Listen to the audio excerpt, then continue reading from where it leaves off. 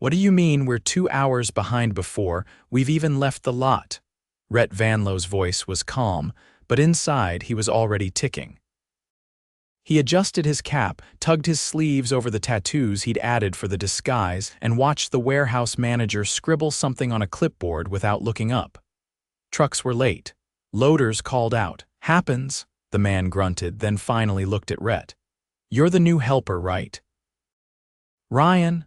"Yeah, first day," Rhett nodded. "Signed up through the temp agency." That was true, sort of. Rhett owned the company, inherited it 6 years ago when his father passed. 18 distribution points across 4 states, all under his name. But lately, the cracks were getting louder: high turnover, missed deliveries, customer complaints piling up in his inbox. He tried going through reports. District managers gave the same answers: staffing, inflation, supply chain. But none of it felt real until he saw it. So here he was, dressed down in a hoodie and steel-toed boots, riding along from the South Jackson warehouse, store 11 of 18. He'd never met the team here. The warehouse was absorbed through a merger years ago. Most people assumed corporate was in another state, and it was easy to stay anonymous behind a new face and a borrowed badge. Besides, no one expects the CEO to be loading crates at 4 in the morning. His driver today was a wiry guy named Denny. Early 40s, no nonsense. "Just you and me today," Denny said, pulling the truck around the side of the warehouse. "Normally I get 2 guys, but we're short, again." "How short are you?" "Last week I did 3 routes by myself." "Boss told me to make it work, said if I didn't like it he could find someone who would." Rhett raised an eyebrow. "That the warehouse manager?"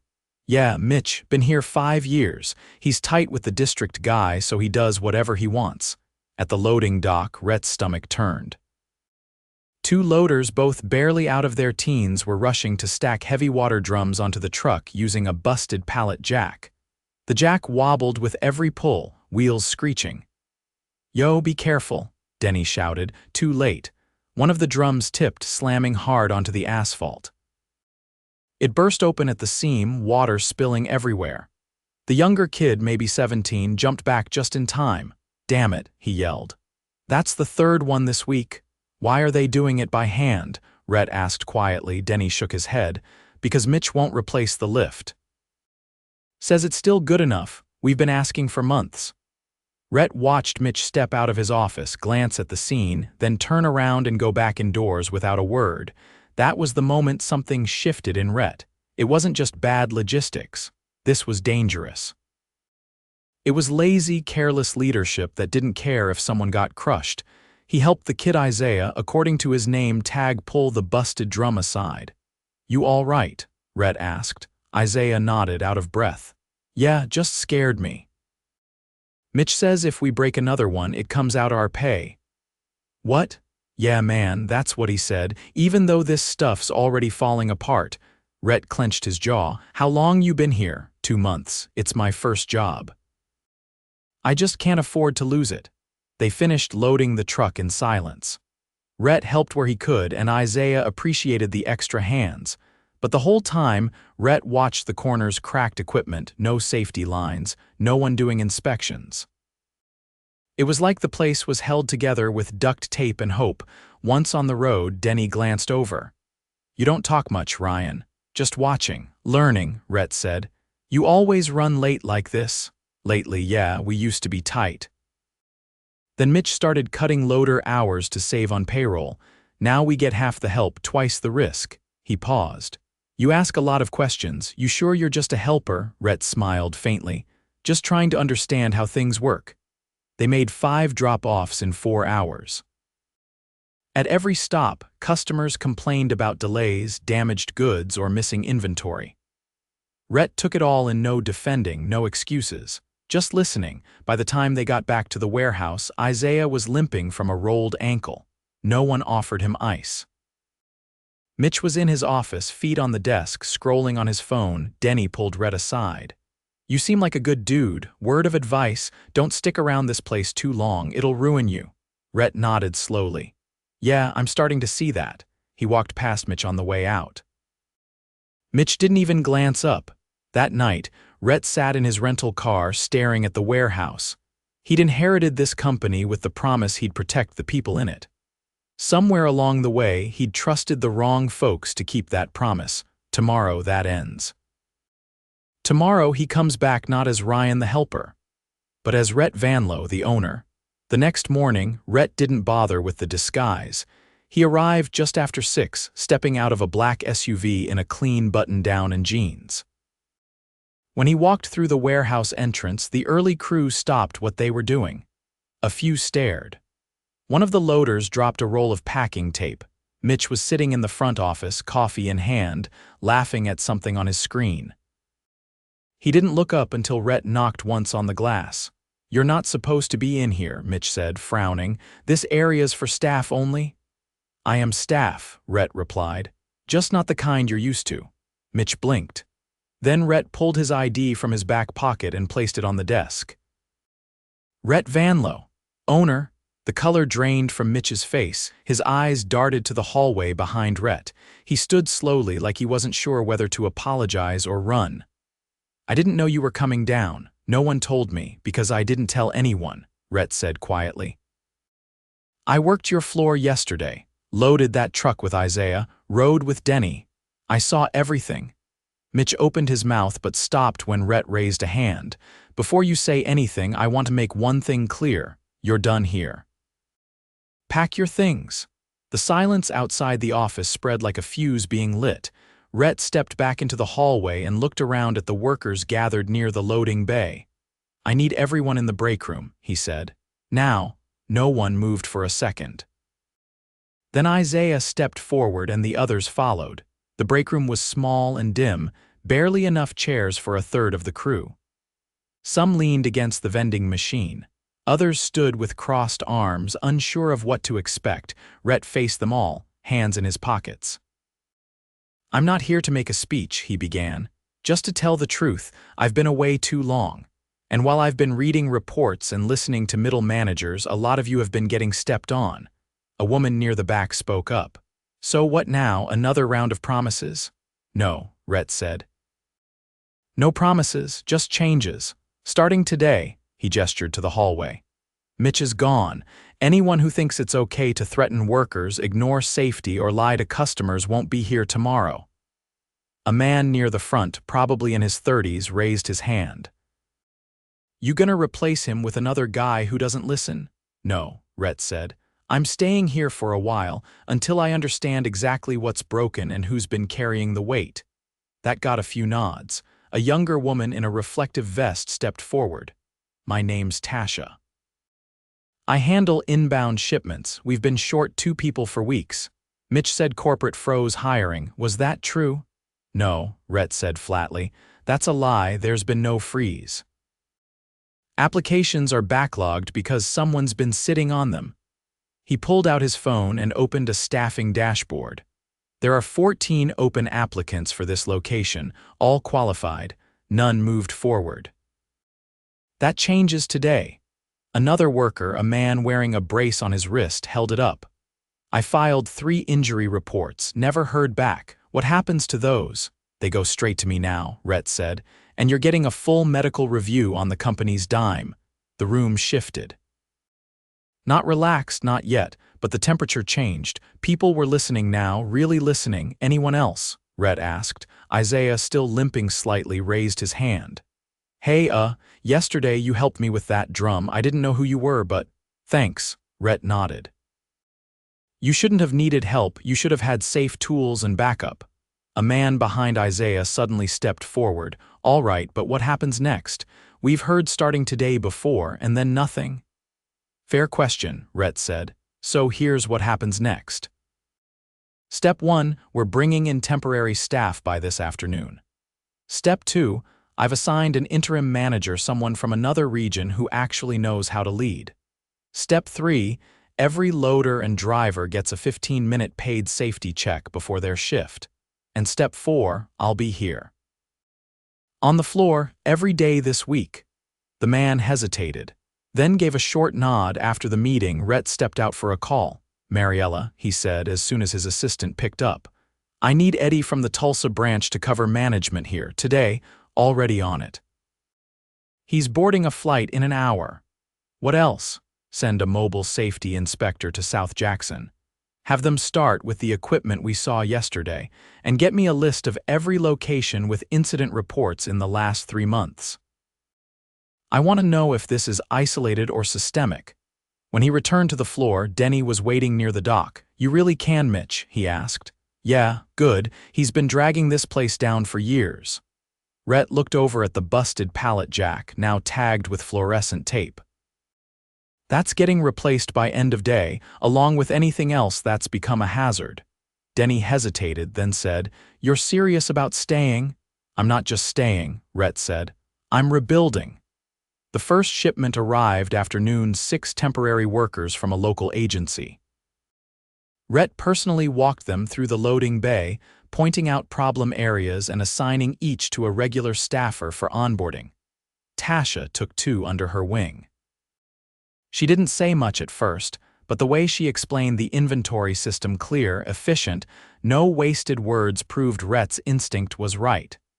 She wasn't just good, she was capable of more. He made a mental note to talk to her later. By 3, the first replacement lift arrived. Rhett stayed with the crew, helping unpack it and testing it alongside them. That's when the afternoon shift supervisor, a man in a faded jacket and clipboard in hand, approached. Hey, I didn't get a chance to introduce myself earlier. I'm Ronnie. I run second shift.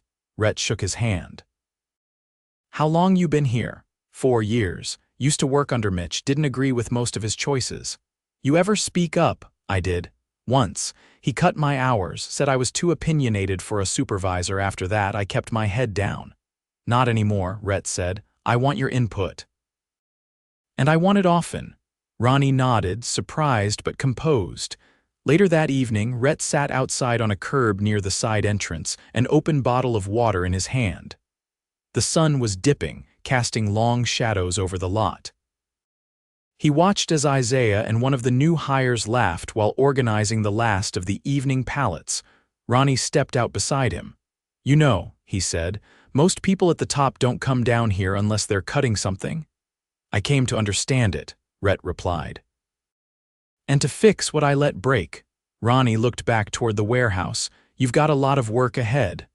I know, Rhett said, but I've got the right people. I just didn't see them before. As the last truck pulled out, headlights sweeping across the pavement, Rhett didn't feel like a CEO. He felt like a man finally waking up to the truth he'd ignored for too long. And tomorrow, he'd be back on that floor until every last piece of it was right. The following morning, Rhett walked the warehouse floor at sunrise. The air was cold, the kind that stung when you inhaled too fast.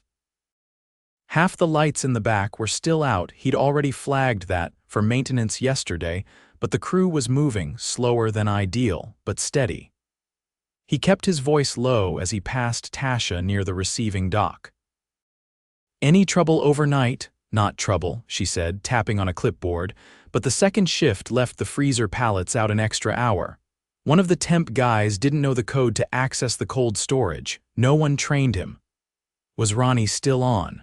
Rhett asked.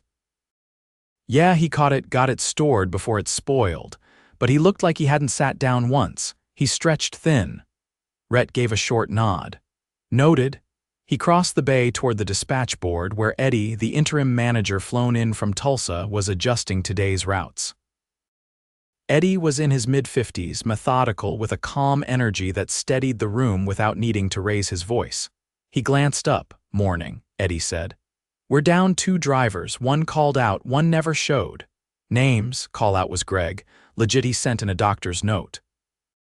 The other's Malik, no call, no message, second time this week.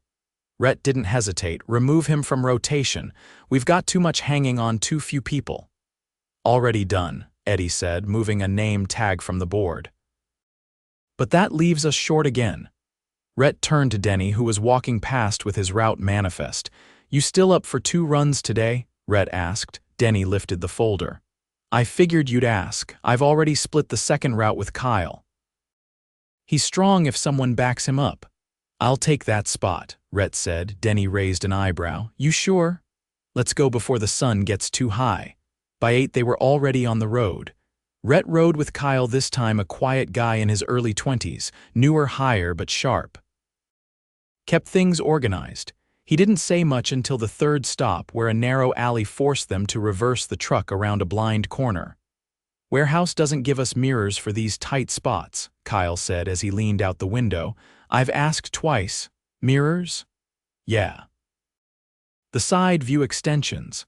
Can't always see pedestrians in these alleyways. Almost clipped a guy last month." "You reported it?" Rhett asked. "Same day. Got told to look twice instead of once, so I bought a clip-on for my car and used that."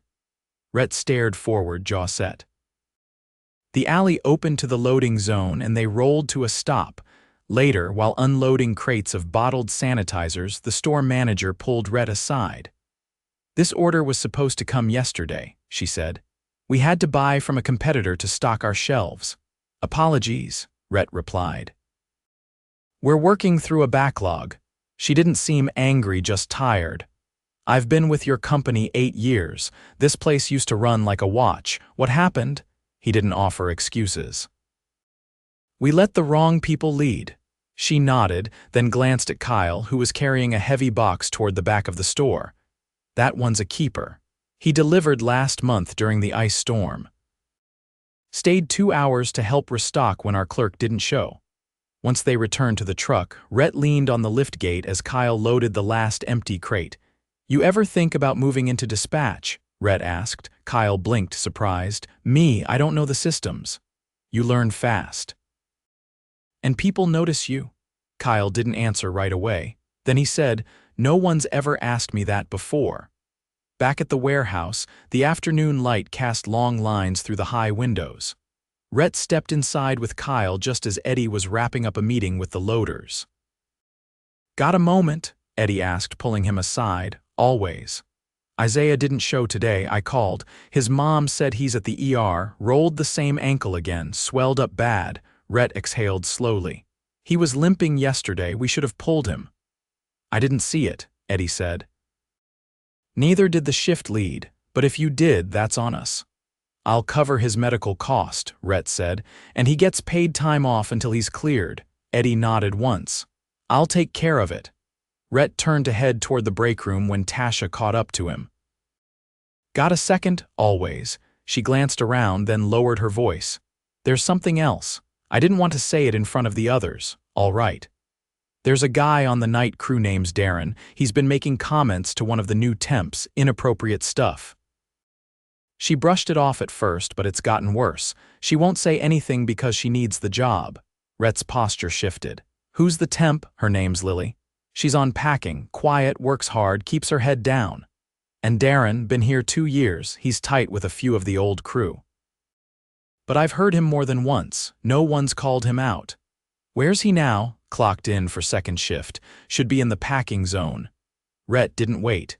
He walked straight through the sorting corridor, past the conveyor belts and into packing. The noise was loud, but not enough to drown out Darren's voice. She was standing against a metal rack, taping a box shut. Darren leaned too close, laughing under his breath. She shifted away, uncomfortable, but he stepped with her. "Darren," Rhett said plainly. The man turned, confused. "Yeah," Rhett stepped forward, voice low but direct. "You're done. Pack your things, you won't work another minute under this roof." What are you talking about?" "You know what I'm talking about, and so does everyone in this room." A few heads turned. Lily stared at the ground, frozen. "You can't fire me like this," Darren said, voice rising. "You're not even management." Rhett pulled his ID badge from his pocket and held it up. "I'm the owner. I built this company. And I won't let it become a place where people feel unsafe." Darren opened his mouth again, but one of the loaders, an older man with grease on his sleeves, stepped forward. "He's been doing it for months. We all saw it. No one wanted to get involved." "You're involved now," Rhett said. "Go on break. HR will finish the paperwork." Darren stormed off. Rhett turned to Lily. "You don't need to say anything, but if you ever feel unsafe again, you come to me. Direct. No chain of command." She nodded once, eyes flicking up just long enough to meet his. Back in the break room, Eddie was waiting. "You handled it?" "Done. Good. That kind of thing festers if you let it slide once." "I won't," Rhett said. "Not ever." When the shift changed an hour later, Rhett stayed behind. He walked the aisles, clipboard in hand, checking inventory rows, counting stock himself.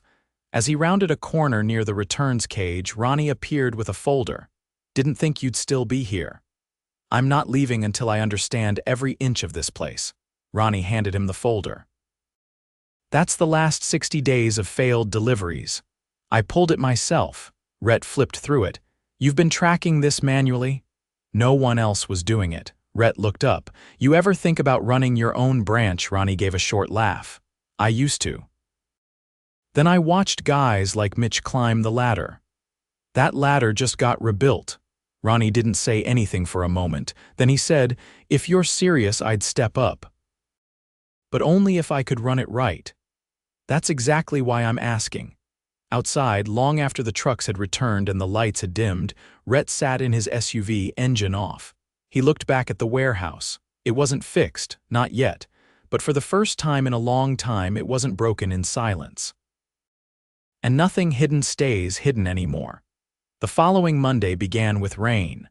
A steady drizzle clung to the warehouse roof as Rhett parked in the far corner of the lot, choosing to walk in through the same side door every other staff member used.